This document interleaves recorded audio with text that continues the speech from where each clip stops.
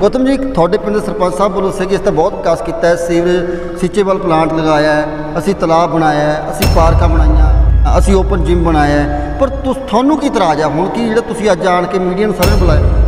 12-13 गलियां दा वो बुरा हाल है जिहड़ा कि नहीं होना चाहिए। बलीव मी मैं तुहानूं परेशान होकर गल ये मुद्दा चुक रहा पूरे पिंड की फिरनी। मैं अज जिहड़ियां तुहानूं चीज़ां दिखाईयां ये वो चीज़ां ने जिहड़ियां जैनुअन है। अज पंचायतां भंग होईयां, अज ही मैं मुद्दे नूं चुकना पसंद किया।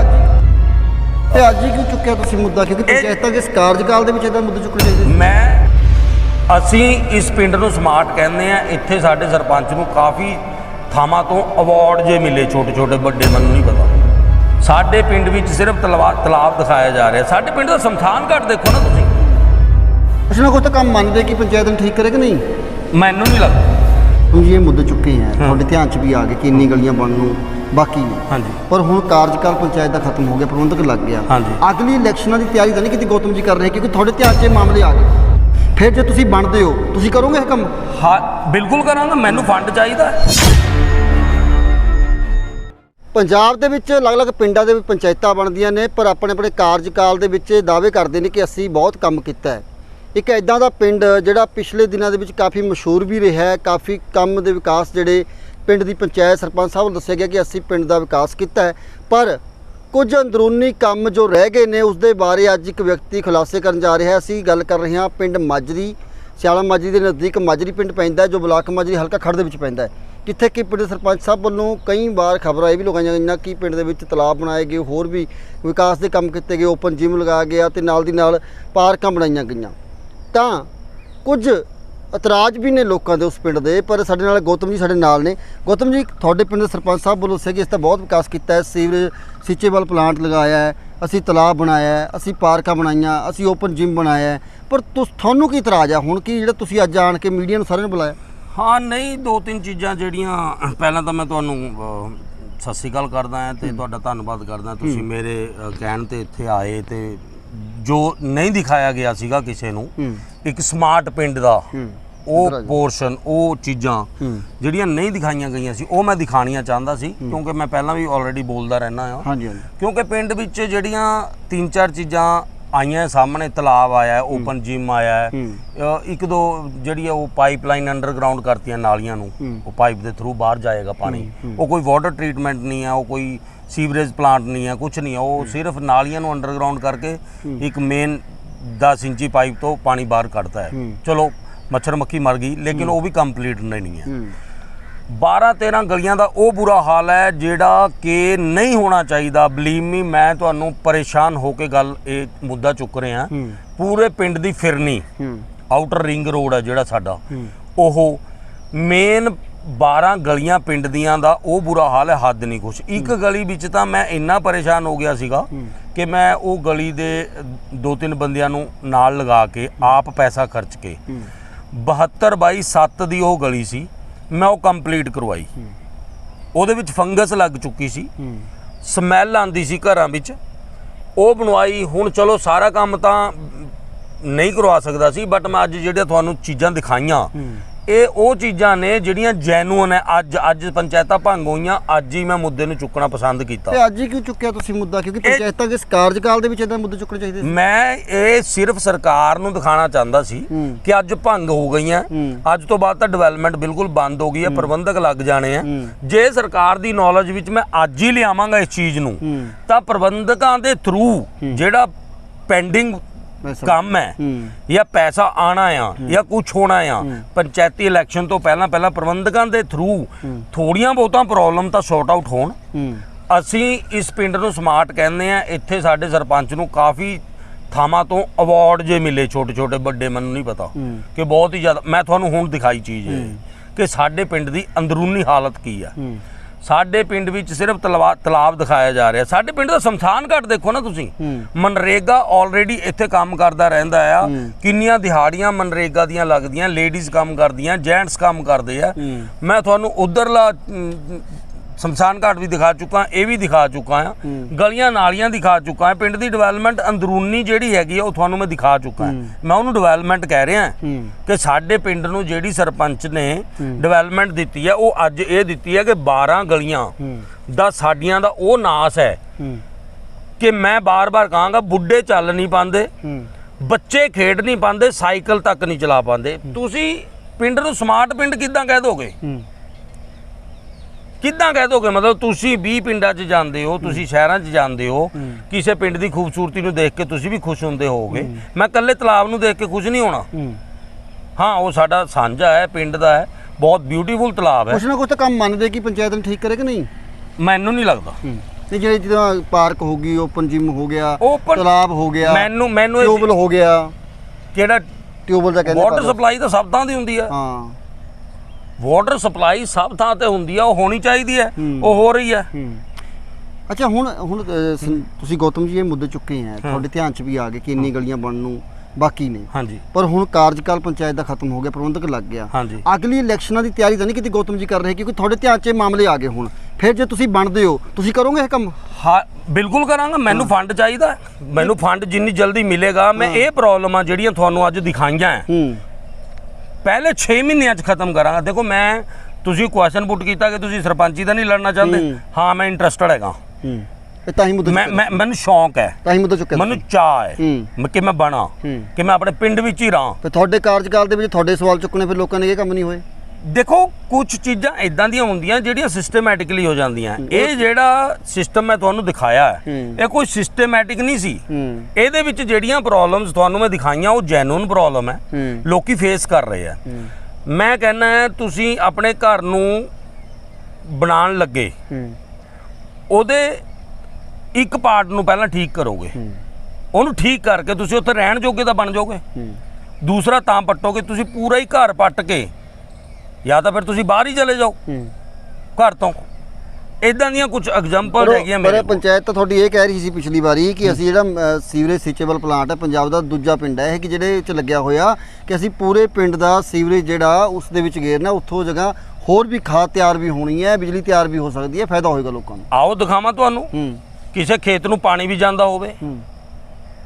ਆਓ ਦਿਖਾਵਾਂ ਤੁਹਾਨੂੰ ਪਾਣੀ, ਸਾਰੇ ਪਿੰਡ ਦਾ ਪਾਣੀ।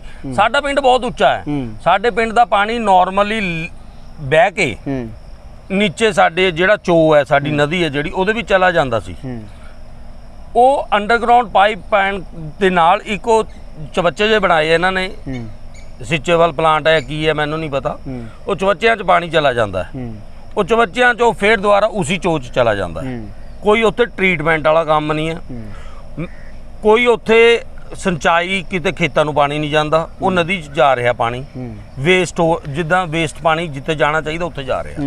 ਮਤਲਬ ਅੱਧੇ ਪਿੰਡ ਵਿੱਚ ਪਾਈਪ ਨਹੀਂ ਪਏ, ਜਿੱਥੇ ਪਏ ਹੈ ਉਹ 12 ਗਲੀਆਂ ਮੈਂ ਤੁਹਾਨੂੰ ਦਿਖਾ ਚੁੱਕਾ। ਕਈ ਜਗ੍ਹਾ ਹੋਦੀਆਂ ਨਹੀਂ ਬਣੀਆਂ, ਗਲੀਆਂ 'ਚ ਕਿਸੇ ਘਰ ਦਾ ਪਾਣੀ ਆ ਕੇ ਰੁਕ ਰਿਹਾ, ਕਿਸੇ ਦੀ ਨਿਊ 'ਚ ਜਾ ਰਿਹਾ, ਕਿਸੇ ਦਾ ਜ਼ਿਆਦਾ ਬੁਰਾ ਹਾਲ ਦਿਖਾਇਆ ਹੈ ਮੈਂ ਤੁਹਾਨੂੰ।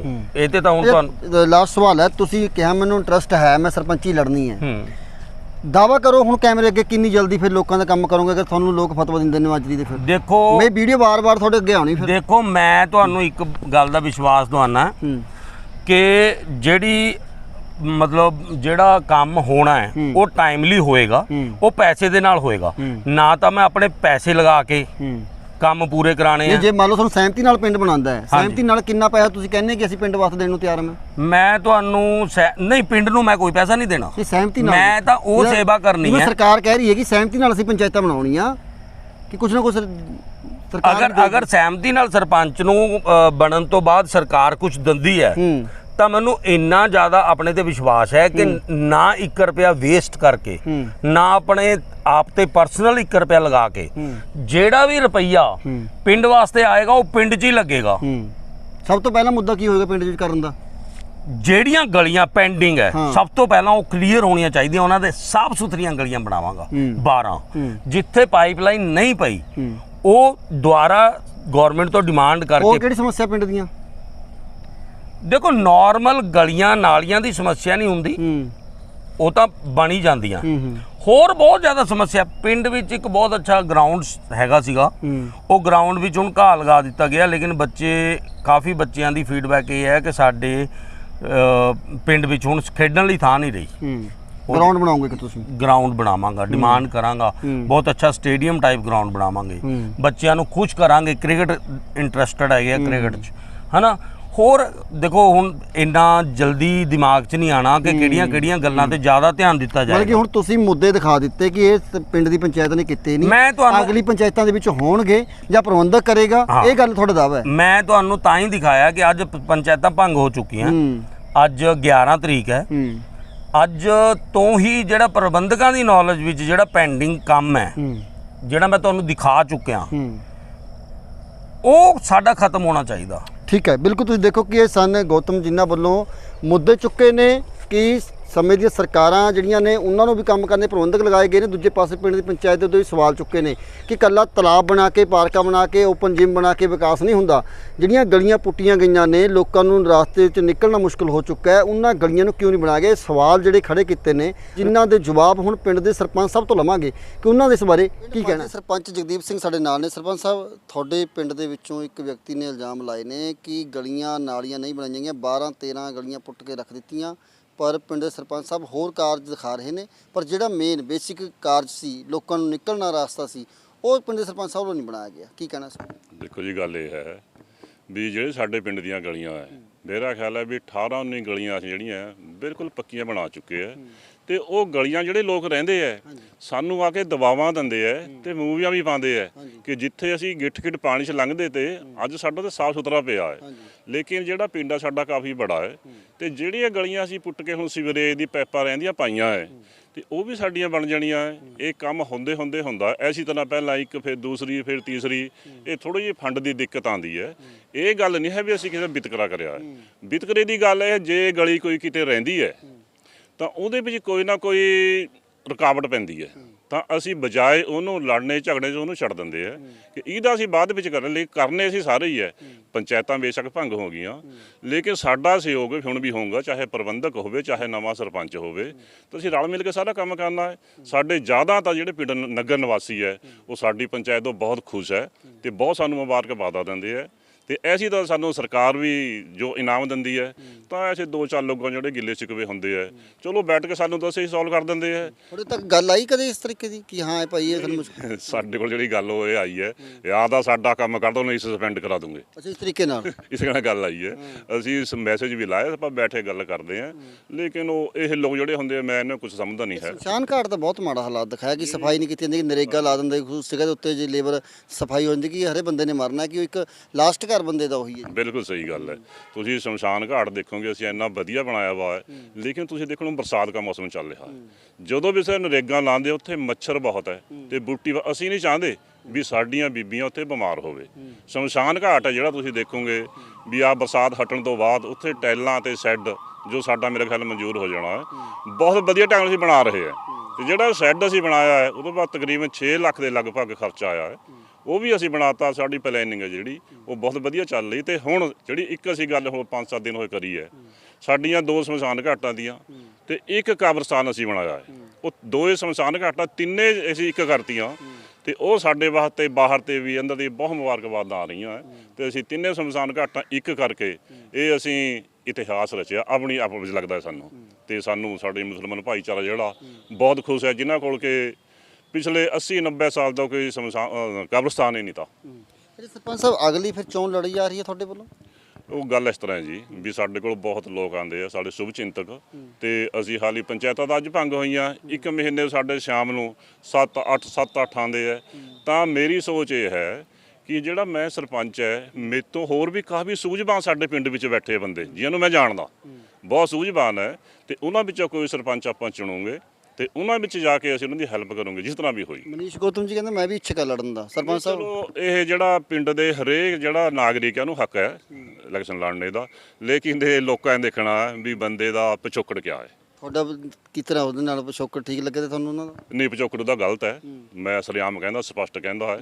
ਉਹਨੇ ਕਾਫੀ ਚੀਜ਼ਾਂ, ਮੈਂ ਚਲੋ ਤਾਂ ਕੈਮਰੇ ਤੇ ਨਹੀਂ ਕਹਿਣਾ ਚਾਹੁੰਦਾ, ਲੇਕਿਨ ਅਸੀਂ ਉਹ ਅੰਡਰਗਰਾਊਂਡ ਚੱਲ ਰਿਹਾ ਕੰਮ, ਉਹ ਕਾਫੀ ਚੀਜ਼ਾਂ ਜਿਹੜੀਆਂ ਉਹਨੇ ਉਹ ਗਲਤ ਕਰੀਆਂ ਹੋਈਆਂ ਆ, ਸਜ਼ਾ ਵੀ ਕੱਟ ਕੇ ਆਇਆ ਹੋਇਆ, ਸੀਜੀਆਈ ਪਿੱਛੇ ਲੱਗੀ ਵੀ, ਹੋਰ ਕਾਫੀ ਚੀਜ਼ਾਂ ਇਹ ਮੈਂ ਸਾਰੀ ਡਿਟੇਲ ਮੈਨੇਜ ਐਡੀ ਮੋਟੀ ਫਾਈਲ ਹੈ ਉਹਦੀ, ਤਾਂ ਮੈਂ ਚਾਹੂੰਗਾ ਪ੍ਰਬੰਧਕ ਲਾ ਦਿੱਤਾ, ਹੁਣ ਤੁਸੀਂ ਉਹਨਾਂ ਦੇ ਧਿਆਨ ਦੇ ਵਿੱਚ ਲਿਆਓਗੇ ਪੂਰਾ ਕਾਰਜ ਕਰਕੇ ਇਹ ਕੰਮ ਰਹਿ ਰਿਹਾ ਕਿ ਗਲੀਆਂ ਵੀ ਬਹੁਤ ਪਈਆਂ ਨੇ, ਅਸੀਂ ਵੀ ਦੇਖ ਕੇ ਆਏ ਹਾਂ ਮੌਕੇ ਤੇ, ਸ਼ਮਸ਼ਾਨ ਘਾਟ ਦਾ ਕੰਮ ਹੋ ਗਿਆ, ਪ੍ਰਬੰਧਕ ਦੇ ਨਾਲ ਪੂਰਾ ਸਾਥ ਹੋਏਗਾ ਹੁਣ ਸਾਬਕਾ ਸਰਪੰਚ ਦਾ? ਬਿਲਕੁਲ ਹੋਏਗਾ ਜੀ, 100% ਹੋਏਗਾ। ਤੇ ਜਿਹੜਾ ਪ੍ਰਬੰਧਕ ਹੈ ਉਹ ਵੀ ਕੋਈ ਬਾਹਰ ਤੋਂ ਨਹੀਂ ਆਣਾ, ਪ੍ਰਬੰਧਕ ਵੀ ਬਲਾਕ ਚੋਂ ਹੀ ਲੱਗਣਾ ਹੈ ਕਿ ਸਾਰੇ ਜਿਹੜੇ ਬਲਾਕ ਦੇ ਵਰਕਰ ਹੈ ਜਾਂ ਕਰਮਚਾਰੀ ਹੈ, ਸਭ ਨੂੰ ਪਤਾ ਵੀ ਕਿੰਨਾ ਕੰਮ ਹੋ ਰਿਹਾ, ਕਿਹੜਾ ਬਕਾਇਆ ਰਹਿੰਦਾ, ਕਿਉਂਕਿ ਮੈਂ ਸਭ ਨੂੰ ਨਾਲ ਲੈ ਕੇ ਚੱਲਦਾ ਤੇ ਉਹਨਾਂ ਮੇਰਾ ਪੂਰਾ ਸਹਿਯੋਗ ਹੋਏਗਾ। ਜਿਹੜੇ ਕੰਮ ਸਾਡੇ ਬਕਾਇਆ ਰਹੇ ਹੈ ਉਹਦੀ ਪੂਰਾ ਤਨ ਮਨ ਧਨ ਤੇ ਕਰਾਂਗੇ। ਠੀਕ ਹੈ, ਬਿਲਕੁਲ। ਤੁਸੀਂ ਦੇਖੋ ਕਿ ਸਨ ਪਿੰਡ ਦੇ ਸਰਪੰਚ ਜਿਹੜੇ ਜਗਦੀਪ ਸਿੰਘ ਰਾਣਾ, ਜਿਨ੍ਹਾਂ ਵੱਲੋਂ ਦੱਸਿਆ ਗਿਆ ਕਿ ਆਪਣੇ ਕਾਰਜਕਾਲ ਦੇ ਵਿੱਚ ਪੂਰੀ ਕੋਸ਼ਿਸ਼ ਕੀਤੀ ਹੈ ਕਿ ਪਿੰਡ ਦੇ ਵਿਕਾਸ ਕਰਾਈਏ, ਭਾਵੇਂ ਕਿ ਤਲਾਬ ਨੂੰ ਗੱਲ ਕਰੀਏ ਲੈ ਕੇ, ਜਾਂ ਫਿਰ ਓਪਨ ਜਿਮ ਜਾਂ ਪਾਰਕਾਂ, ਜਾਂ ਫਿਰ ਸੀਚੇਬਲ ਪਲਾਂਟ ਨੂੰ ਲੈ ਕੇ, ਤਾਂ ਹੋਰ ਕਈ ਕੰਮ ਇਹਨਾਂ ਦੇ ਵਿਕਾਸ ਕਾਰਜ ਦੇ ਵਿੱਚ ਹੋਏ ਨੇ। ਪਰ ਹੁਣ ਪ੍ਰਬੰਧਕ ਲਗਾਇਆ ਜਾ ਰਿਹਾ, ਜਿਹੜੀਆਂ ਗਲੀਆਂ ਨਾਲੀ ਨੂੰ ਦੱਸਿਆ ਗਿਆ ਕਿ ਕੰਮ ਰਹਿੰਦਾ ਹੈ, ਕਈ ਕਾਰਨ ਨੇ ਉਹਨਾਂ ਦਾ। ਦੂਜੇ ਪਾਸੇ ਸ਼ਮਸ਼ਾਨ ਘਾਟ ਦੇ ਕੰਮ ਨੂੰ ਵੀ ਕਿਹਾ ਕਿ ਅਸੀਂ 3 ਸ਼ਮਸ਼ਾਨ ਘਾਟਾਂ ਇਕੱਠੀਆਂ ਕਰ ਦਿੱਤੀਆਂ, ਜਿਸ ਨੂੰ ਲੈ ਕੇ ਇੱਕ ਮਿਸਾਲ ਪਿੰਡ ਦੀ ਬਣਨ ਜਾ ਰਹੀ ਹੈ। ਪਰ ਪਿੰਡ ਦੇ ਵਿਅਕਤੀ ਜਿਹੜੇ ਮਨੀਸ਼ ਗੌਤਮ ਵੱਲੋਂ ਇਲਜ਼ਾਮ ਲਗਾਏ ਗਏ ਨੇ ਕਿ ਸਾਡੇ ਨਾਲ ਵਿਤਕਰਾ ਕੀਤਾ ਹੈ, ਪਰ ਹੁਣ ਦੇਖਦੇ ਕਿ ਆਉਣ ਵਾਲੇ ਕਦੋਂ ਹੁਣ ਉਹ ਗਲੀਆਂ ਬਣਦੀਆਂ ਨੇ, ਕਦੋਂ ਹੋਰ ਪਿੰਡ ਦੇ ਵਿਕਾਸ ਹੁੰਦੇ, ਤਾਂ ਆਉਣ ਵਾਲਾ ਸਮੇਂ ਦੱਸੇਗਾ। ਤੁਹਾਡੇ ਕੈਮਰਾਮੈਨ ਸੁਮਿਤ ਦੇ ਨਾਲ ਹਰਤੇਜ ਸਿੰਘ।